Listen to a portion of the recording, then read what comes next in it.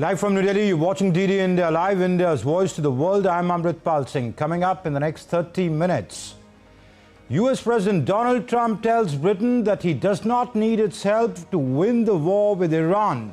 Says he will remember the lack of British support during the conflict. One of Iran's top clerics says the assembly of experts that chooses the country's supreme leader has reached a consensus on Khamenei's successor, even as Israel warns it will go after whoever is picked. And defending champion India to take on New Zealand in the 2020 World Cup final in Ahmedabad. New Zealand eyes and a first 2020 World Cup title.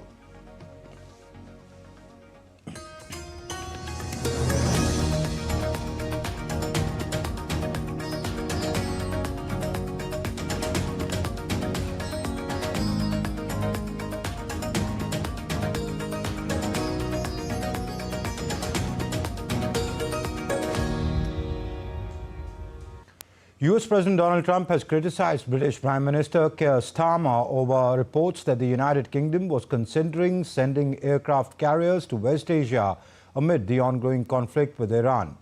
In a Truth Social post, Trump stated that United Kingdom, once a great ally, was finally giving serious thought on deploying 2 aircraft carriers, but added that the US did not need them any longer. He remarked that the US doesn't need people that join wars after they have already been won, adding that he would remember the initial reluctance. This was followed by the UK Ministry of Defence announcement placing HMS Prince of Wales on heightened readiness with a 5-day deployment notice, though no final decision has been taken. Prime Minister Starmer initially blocked US offensive use of British bases, but later approved limited defensive operations from the Royal Air Force base at Fairford and Diogo Garcia after Iranian missile threats to allies.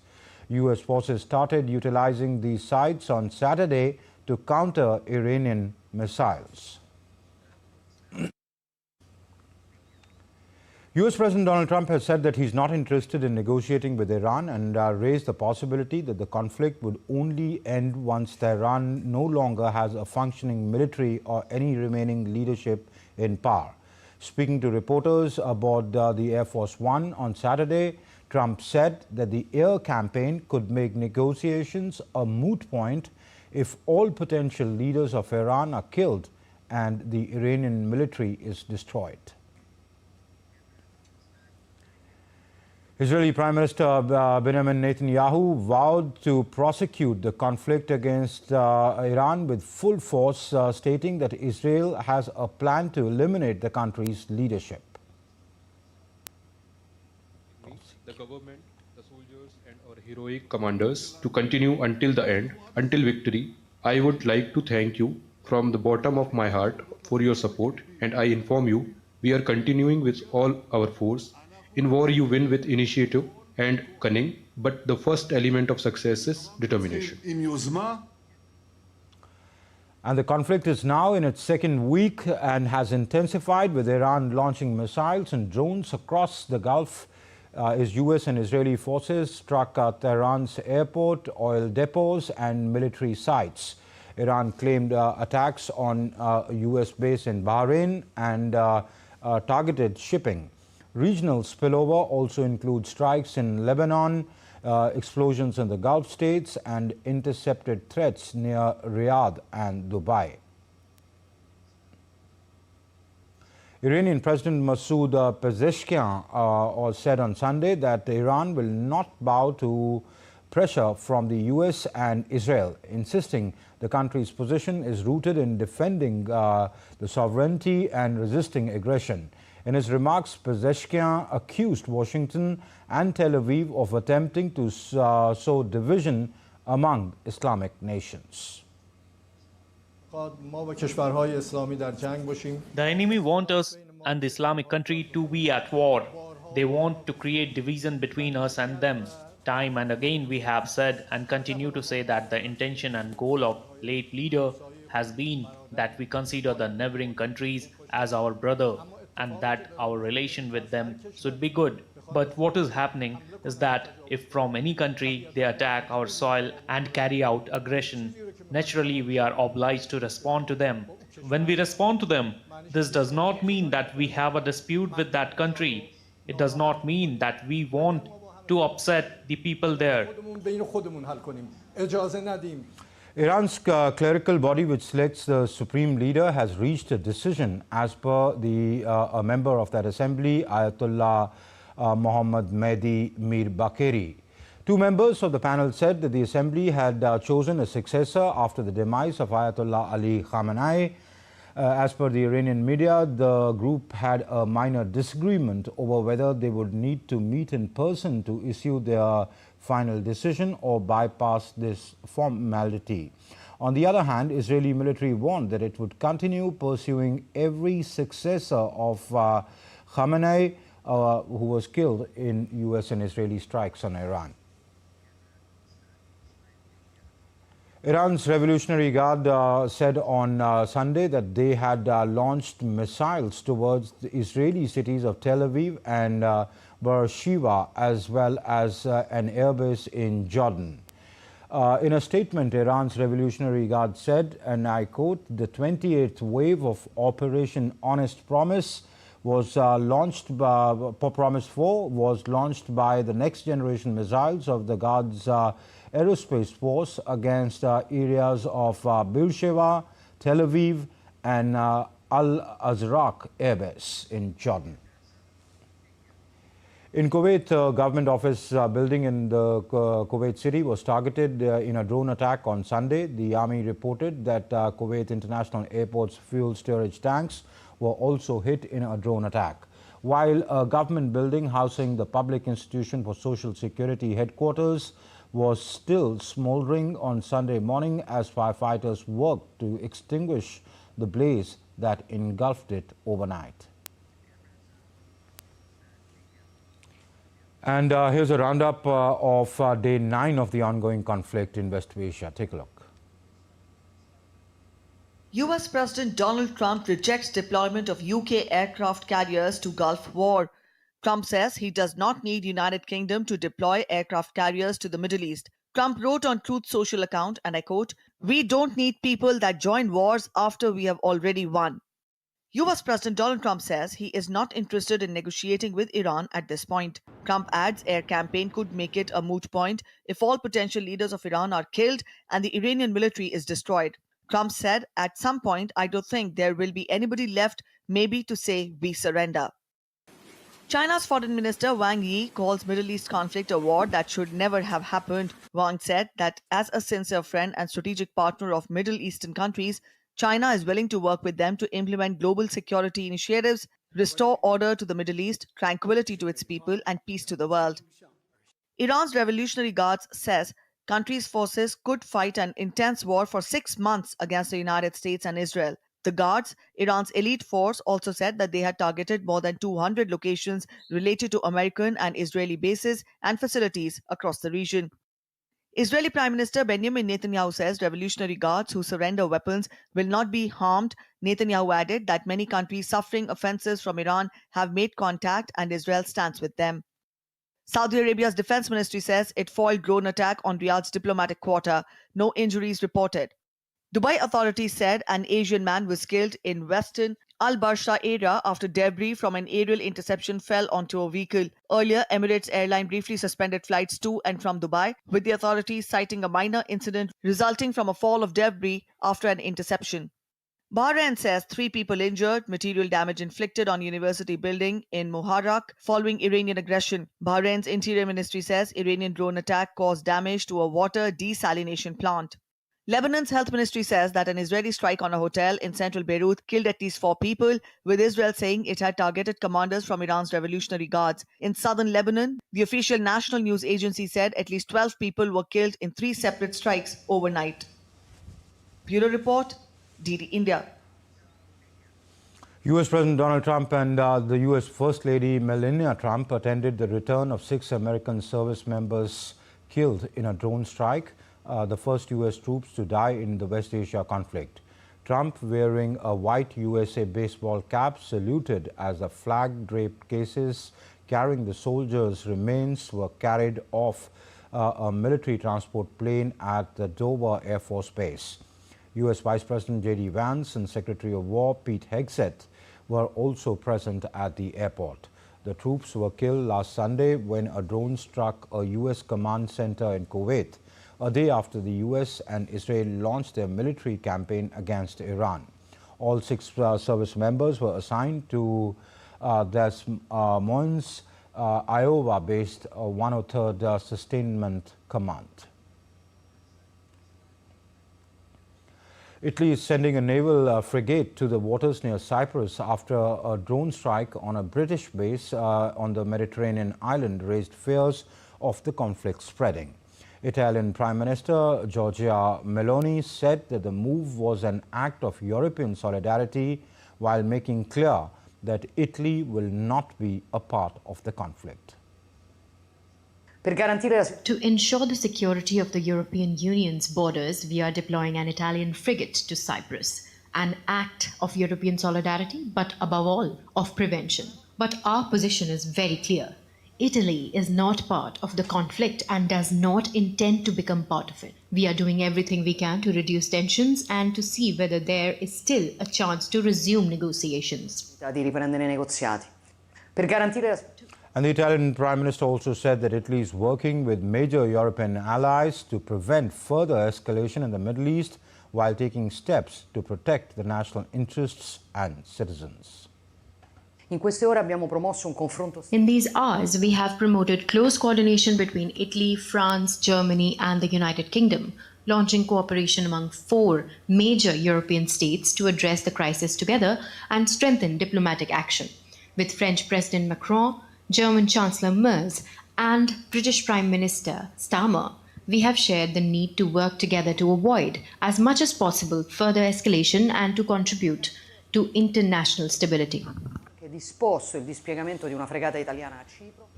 French President Emmanuel Macron will visit Cyprus on Monday, his office said, as France deploys warships to the Mediterranean following a drone attack on Cyprus days ago. Macron will meet Cyprus counterpart Nikos Christodoulidis and Greek Prime Minister Kyriakos Mitsotakis to show solidarity and detail moves to strengthen security around Cyprus and in the eastern Mediterranean. Cyprus on Monday was targeted by drones, leading Macron to order France's Charles de Gaulle aircraft carrier to the Mediterranean and a frigate and air defense units to Cyprus. Anti-war demonstrators gathered outside England's Fairford Royal Air Force Base on Saturday as US Air Force began operations from the British base in the escalating West Asia conflict. A B-1 Lancer bomber and a C-5 Galaxy transport were also seen on the runway. The UK government confirmed the US is using the RAF Fairford and Diego Garcia base for limited defensive operations to prevent missile attacks from Iran. Meanwhile, more than 1,000 people marched through the French capital Paris to call for liberation of the Iranian people. Demonstrations also took place across Europe, Africa and the Americas, with some protesting against Iran's current regime and others expressing support for its late supreme leader who was killed in the first US-Israeli strikes on Iran. Still to come up on this edition of DD India Live, Norway police say a possible terror motive in the US Embassy blast. Top EU leaders to discuss situation in West Asia with leaders of the region on Monday. George Russell wins the season-opening Australian Grand Prix.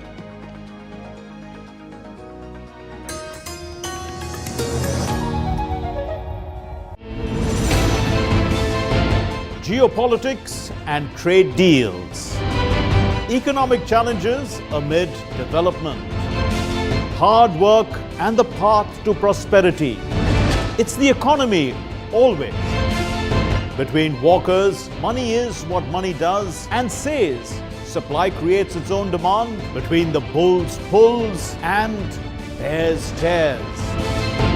When supply chains globalization and India rises to the podium.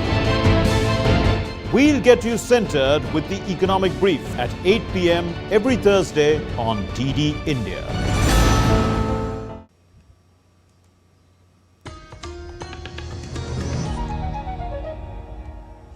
You're watching DD India Live. I'm Amritpal Singh.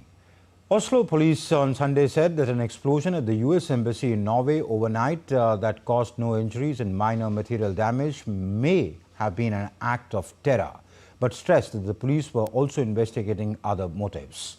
The police is hunting for perpetrators. The cause of the blast, which happened at the entrance to the embassy's consular section, is not known yet. Norway's Foreign Minister Espen Barth Eide called the incident unacceptable and said he and Justice and Public Security Minister Astrid Hansen had been in contact with US Embassy Charge d'Affaires Eric Meyer. EU leaders Antonio Costa and Ursula von der Leyen will hold a video conference with West Asian leaders on Monday to discuss the situation in the region. A spokesperson for the EU Council President Antonio Costa said on Friday that the exchange will provide an opportunity to hear the leaders' assessments of the situation and to discuss further support from the EU and its members to countries in the region, as well as ways to bring the current conflict to an end.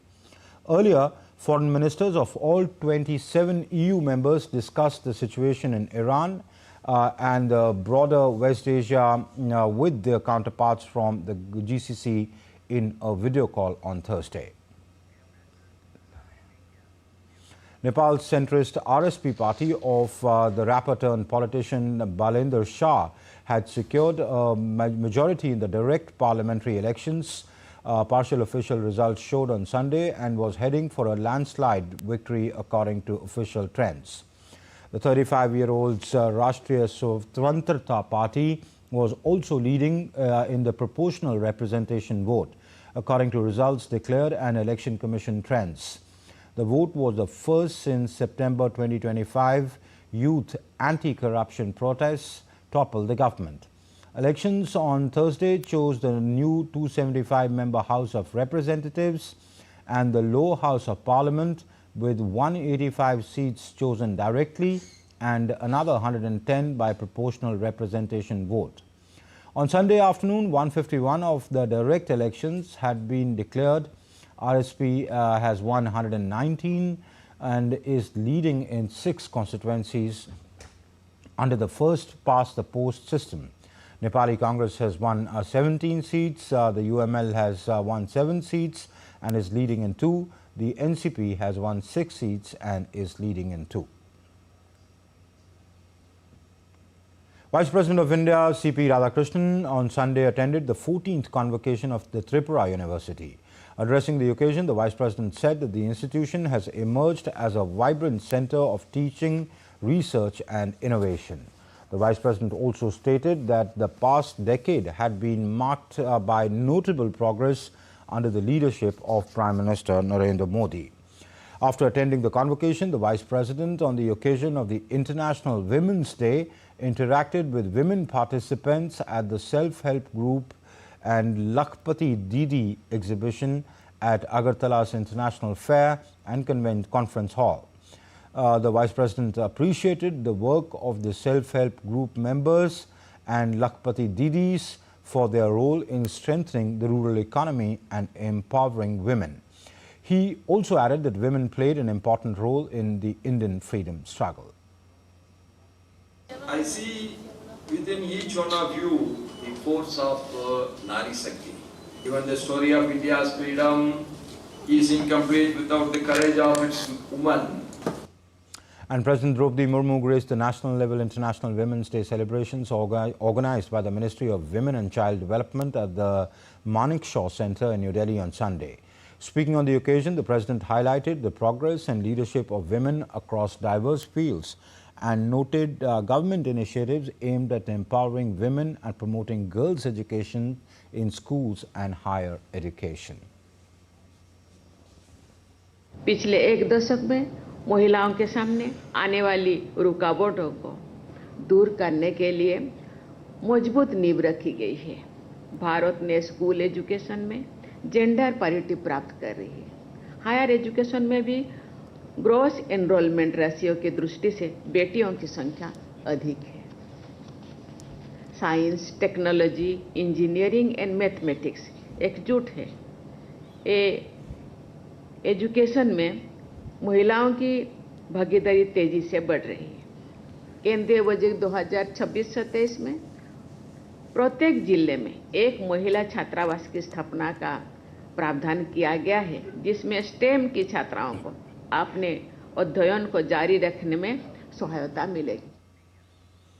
Prime Minister Narendra Modi conveyed his warm wishes on the occasion of the International Women's Day through the social media platform X.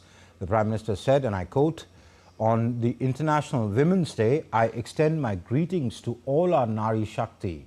Across every field, women are shaping India's progress with determination, creativity and unmatched zeal. Their achievements inspire our nation and strengthen our collective resolve to build a Viksit Bharat. Empowerment of the women is at the core of our various schemes and initiatives. We remain committed to creating opportunities that enable every woman to realize her full potential and contribute to India's journey of development." Unquote. We're talking about the match now. The stage is all set for the grand finale of the ICC Men's T20 World Cup 2026. Defending champions India will face New Zealand in the title clash at the Narendra Modi Stadium in Ahmedabad on Sunday. Surya Kumar Yadav's men are just one win away from creating history, while the Black Caps are chasing their maiden T20 World Cup crown. Here's more.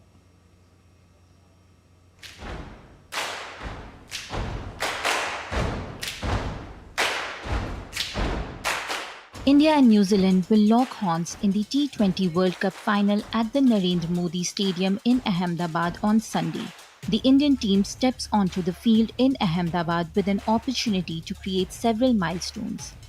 Till now, no team has been able to successfully defend its T20 World Cup title.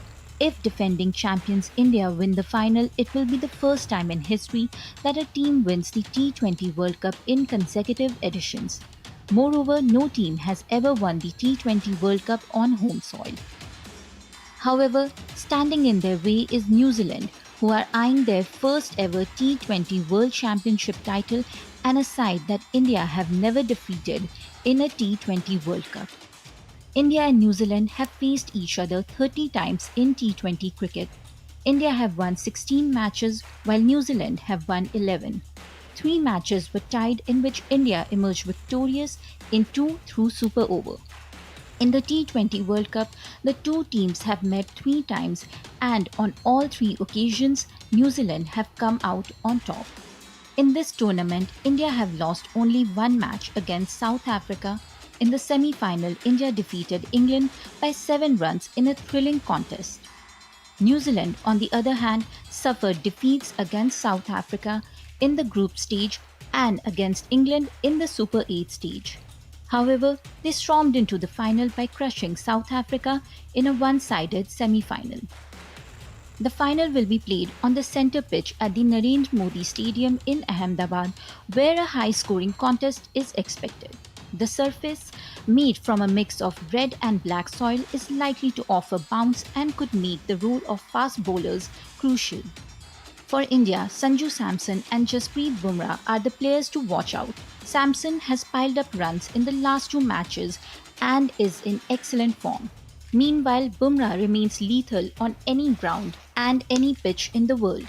For New Zealand, Finn Allen has the highest strike rate in the tournament and has also smashed the most sixes, making him a dangerous prospect. Rachin Ravindra has been in the spotlight for his all-round performance. With 128 runs and 11 wickets, he has emerged as a major impact player in the tournament. India have played a total of 10 T20 matches at the Narendra Modi Stadium in Ahmedabad, winning 7 and losing 3. New Zealand have played 2 T20 matches at this venue and have lost both.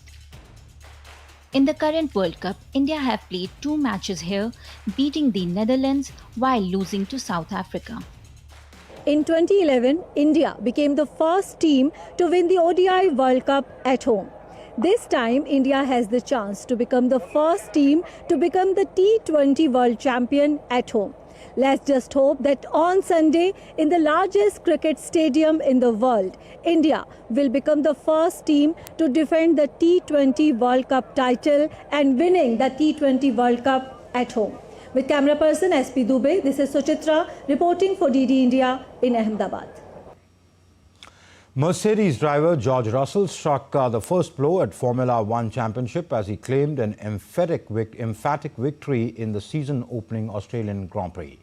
Having dominated qualifying, pole-sitter Russell's win at the Albert Park gave his team the first Melbourne victory since Valtteri Bottas claimed the 2019 race. The Briton finished nearly 3 seconds ahead of the Italian Antonelli with Leclerc with more than 15 seconds at the Lakeside circuit. It was a tough day for McLaren as home hero Oscar Piastri crashed during the reconnaissance lap 40 minutes before start. His teammate and defending champion Lando Norris finished 5th, 1 place behind the 7 times world champion Lewis Hamilton of Ferrari. And that's it in this edition of DD India Live. But do let us know your thoughts on the news of the day. For those on the go, you can get all the latest news and updates from India and across the world on DD India's mobile app. The app is available on both Android and iOS platforms. Scan the QR code on the screen to download now. We'll be back with more news as it breaks here on DD India. I'm Amritpal Singh from my entire team here in Delhi. Thank you for watching DD India Live.